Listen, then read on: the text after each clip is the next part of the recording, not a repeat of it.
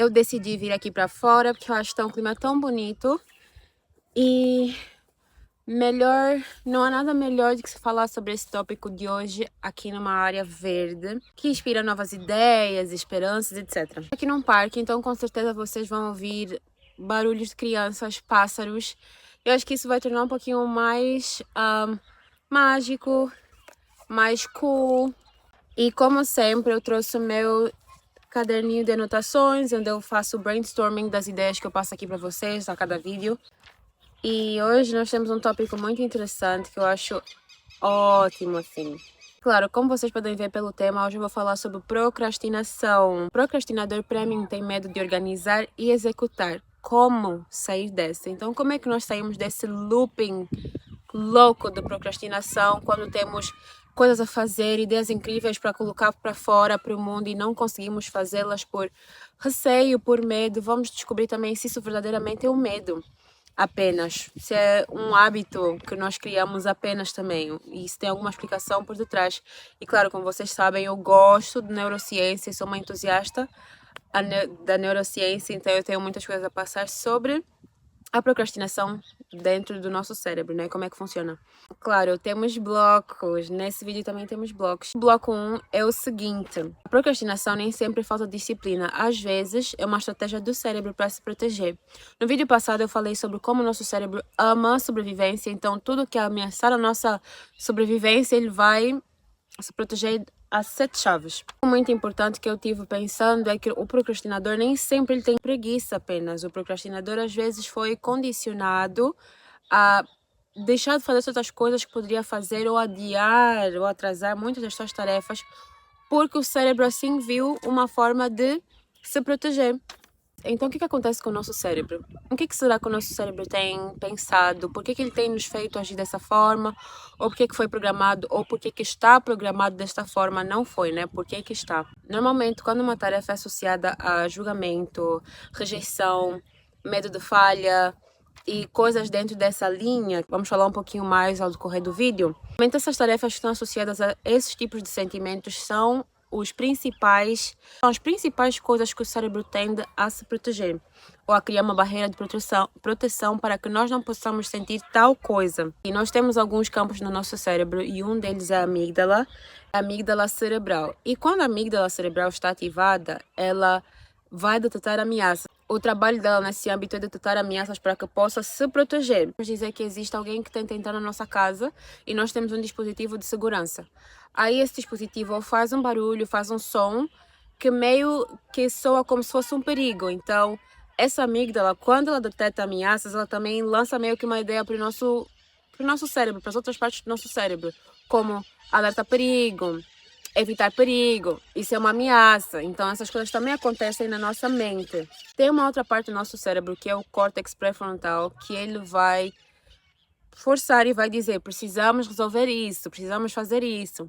Então vai haver uma guerra entre dois sistemas emocionais. Então vai haver uma guerra entre evita e uma guerra entre preciso concluir, que esse é o sentimento base da procrastinação. Eu preciso fazer isso, mas eu consigo adiar e fazer num outro momento. E normalmente quando existe essa guerra, o normal é que a ansiedade ela despenca, então nós ficamos muito ansiosos e a parte emocional sempre acaba vencendo. Ou seja, vamos evitar isso. Essa questão de vamos evitar faz com que dentro da procrastinação nós organizemos tudo, pesquisemos tudo, pensemos em tudo, listemos tudo ou assistamos tudo que nós podemos assistir, porém nós não executamos. Esse é o grande problema da procrastinação. É conseguir se organizar tudo bonitinho, em frases, em listas, em, sei lá, uma lista de checklist, em notes, em livros, tudo que puder ser organizado, porém nunca se executa na procrastinação. Ou se executa, ou se executa, executa-se muito depois e acaba sendo problemas ao final. Na procrastinação, nós temos um problema muito grande na execução dessa tarefa. Então, às vezes não há execução dela e quando há, é muito tardia. O que motiva isso no nosso cérebro? O que acontece? Na realidade, não é a tarefa em si que nos faz procrastinar, mas sim a emoção que está associada a essa tarefa. Não é, sei lá, o cozinhar. se eu tenho que cozinhar, não é o problema não vai ser cozinhar, preparar os alimentos. O problema vai ser o que é que eu sinto enquanto eu preparo esses alimentos. E tudo isso pode se dever a experiências passadas. Nosso passado, nossa infância, ou até adolescência, ou vida adulta, no presente momento. Pode ser que em algum momento nós tenhamos tido uma experiência negativa com tal tarefa. E ali nós achamos que todas as experiências ao decorrer dessa tarefa, todas as experiências que se voltarem a essa tarefa serão novamente negativas e nos gerarão ansiedade e preocupações e nós não iremos querer novamente cumpri-las ou demoraremos muito para cumpri-las. Procrastinação, a pessoa ela foge muito da emoção que está associada a essa tarefa, não é uma tarefa em si. Isso é importante saber, porque aí consegue-se trabalhar com mais propriedade sobre o problema, em cima do problema, né? Não se anda mais às cegas quando se sabe que o que eu tenho medo não é, por exemplo, namorar, mas é o sentimento que eu tenho quando eu penso no namoro, por exemplo, ou dos namoros passados. O cérebro, a procrastinação, ela serve também como uma forma de regulamentação ou de regulação emocional. Então, o cérebro enxerga a procrastinação como um mecanismo para nos regularmos emocionalmente. Então, ele coloca todas essas barreiras para nos proteger. O cérebro vai criar certos mecanismos para nos proteger e nem todos eles serão bons. Muitos serão maus, ou seja, muitos nos afetarão a longo prazo, até mesmo a curto prazo. Como todos nós somos diferentes neste mundo, todos nascemos com características diferentes, eu não sou a mesma que o meu irmão, nem com a minha mãe, nem com a minha melhor amiga, somos todos diferentes, a procrastinação também é diferente para cada um de nós. Eu vou listar aqui, dentro desse bloco, seis medos ou 6 diferenças ou 6 motivos que tornam a procrastinação um pouquinho diferente para cada um de nós e algumas frases que se calhar possam fazer sentido para ti se fizeres parte ou se esse for o teu motivo de procrastinação. E o primeiro é, tenho medo de fracassar. Então, um dos grandes motivos para procrastinadores premiums, quando eu digo procrastinadores premiums, são aqueles que, sim, é constante para eles procrastinar. É natural já, se torna natural.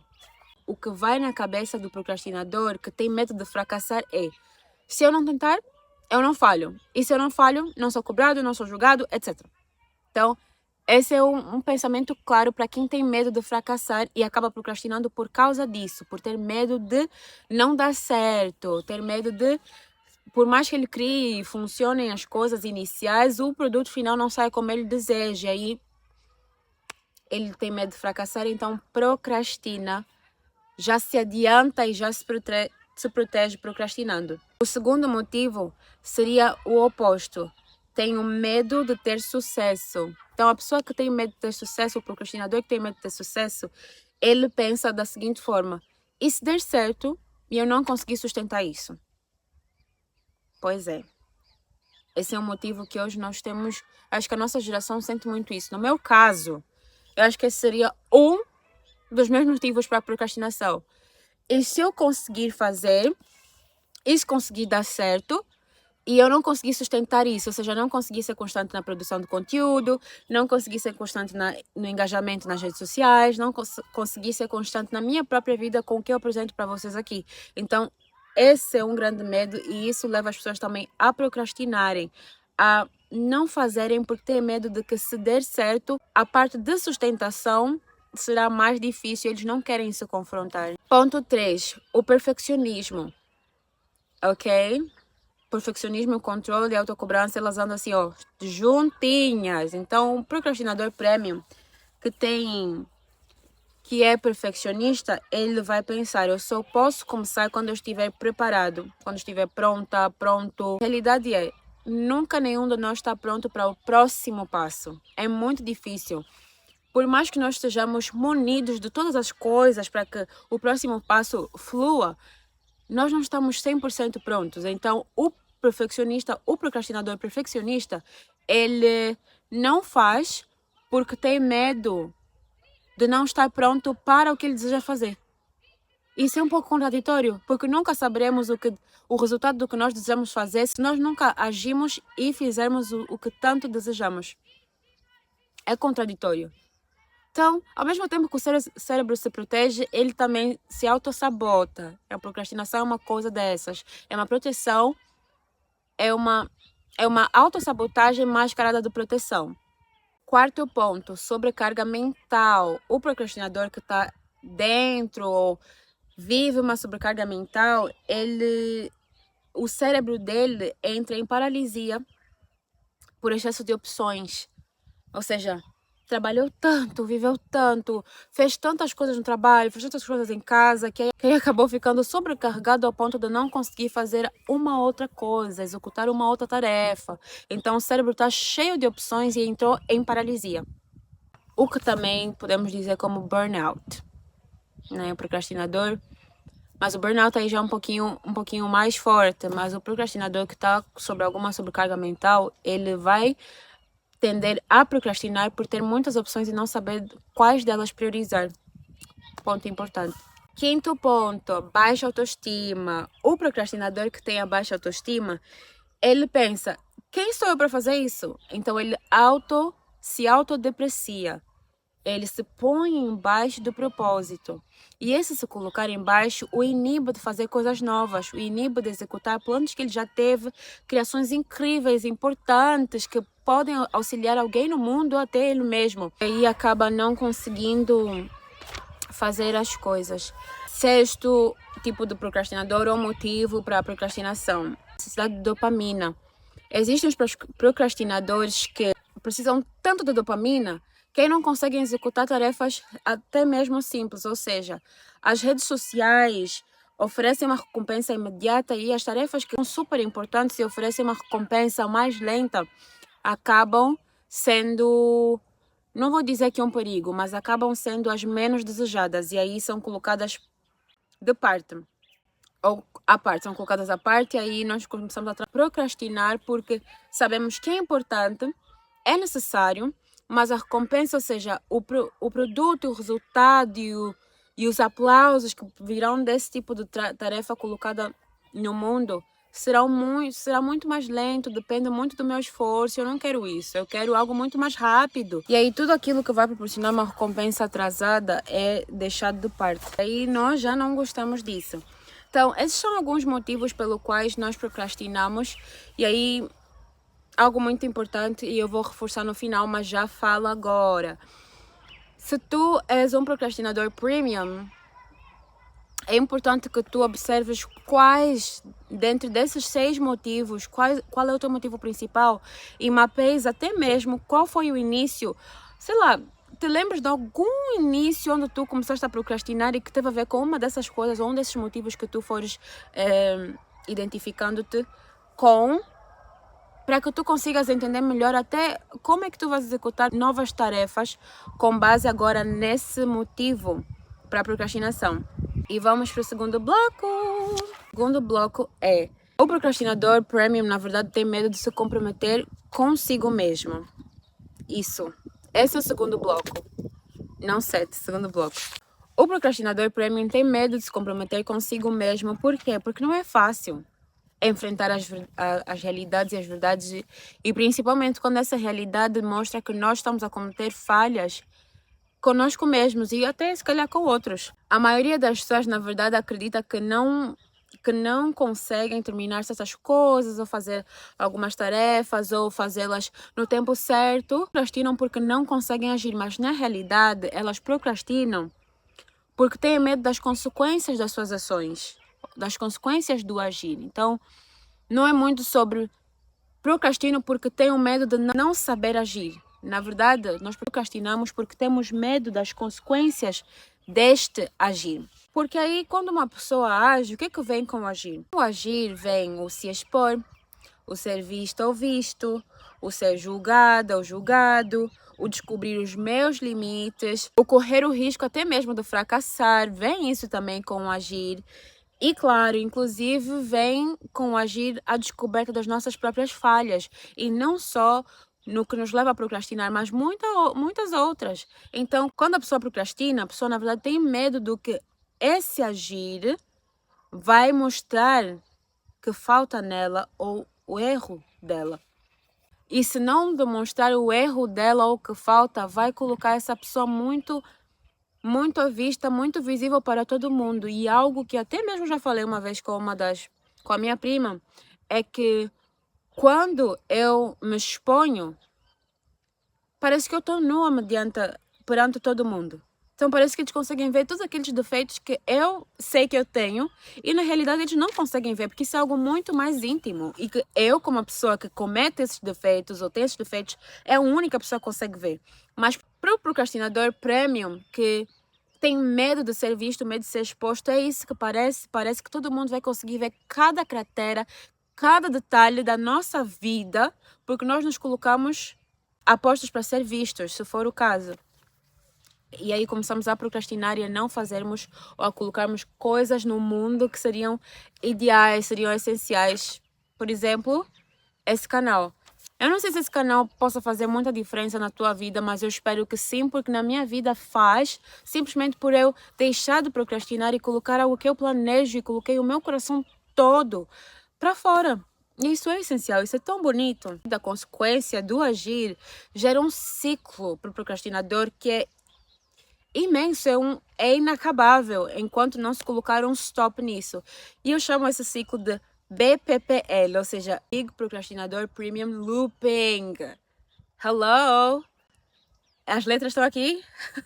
Ocuparem toda a tela? Sim, esse looping é sim grande. Big Procrastinador Premium Looping. O que acontece dentro desse ciclo aí, desse looping que é gerado? Ele passa pelas seguintes fases. Atenção, pensar, planejar, consumir conteúdo, recomeçar e pensar novamente. Então, esse looping vou repetir aqui. Pensar, planejar, consumir conteúdo, recomeçar e pensar novamente. Mas aí, onde é que está o grande problema, Kelly? O problema está que dentro desse looping nunca há execução. Nunca se executa. Então, o cérebro vai sentindo que está fazendo algum progresso, quando na verdade ele não está fazendo nenhum progresso, né? Ele conseguiu, por isso que eu disse que é uma autossabotagem também. Ele conseguiu gerar meio que uma camada de proteção aí dentro desse looping que traz uma falta de sensação de progresso. E nós, se não quebramos esse ciclo fazendo a única parte que nesse ciclo não está presente, que é a execução, vamos continuamente ficar ali. Dentro desse ciclo, nosso cérebro vai receber dopamina o suficiente para achar que ele está a fazer algo valioso, quando na verdade ele não está a fazer nada valioso. Ele está nessa fase de super proteção, então nós acabamos vivendo nesse ciclo infinito até o momento que se põe uma pausa e se torna finito. Porque a execução é desconfortável, como eu falei. Lembram que eu falei lá? E eu vou sempre falar sobre isso, porque para mim foi uma descoberta incrível. Entender que o cérebro está sempre no modo alerta.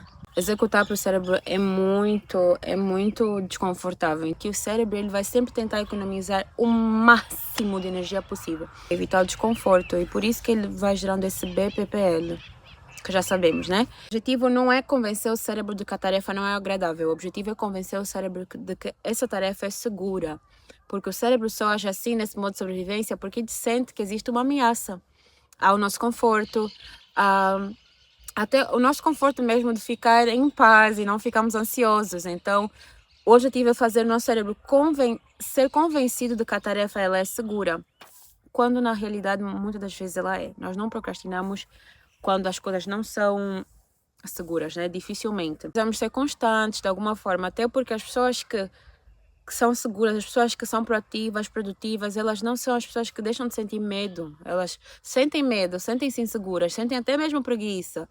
Mas elas têm um objetivo, têm um foco. Eu não falo acordar 5 horas da manhã para fazer tal coisa. Eu não falo, tem que ser assim. Não, eu não falo sobre isso. Vou ler aqui algo que eu escrevi aqui no meu bloquinho, as minhas notas, nesse caderno. E acho que isso vai fazer um pouquinho de sentido. Vamos lá. Talvez você não esteja procrastinando porque é preguiçoso ou preguiçosa. Talvez você esteja adiando a vida que deseja porque em algum lugar o seu cérebro aprendeu que crescer é perigoso. E enquanto você tenta lutar contra a procrastinação com mais disciplina, talvez a pergunta certa seja do que exatamente você está tentando se proteger. Então, por isso que eu falo, é interessante a gente voltar para nós voltarmos para aqueles motivos que possivelmente podem ser os motivos que nos levam a procrastinar e avaliarmos e mapearmos do porquê deles, né? Eu vi aqui que às vezes nem é sobre a sua falta de vontade de querer fazer a coisa.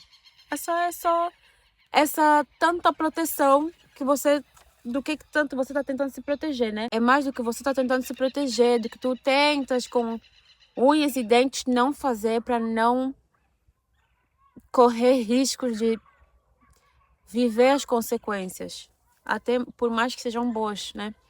Se nós conseguimos procrastinar o suficiente para deixar de executar uma tarefa ou executá-la ao final, assim, da data limite que deveríamos executar e colocar em prática ou entregar, enviar um trabalho, etc. Se nós canalizarmos toda essa energia que nós utilizamos para procrastinar, para fazer desde o início essa tarefa, esse plano, etc., ele vai sair muito melhor feito, muito mais bonito e vai ser 10 vezes mais satisfatório. E aí eu trouxe algumas diquinhas aqui para nós, né? Vamos lá, porque aí como é que vamos sair dessa de ficar constantemente a procrastinar? A primeira dica é: para de perguntar como é que eu faço isso e começa a perguntar qual vai ser o próximo passo.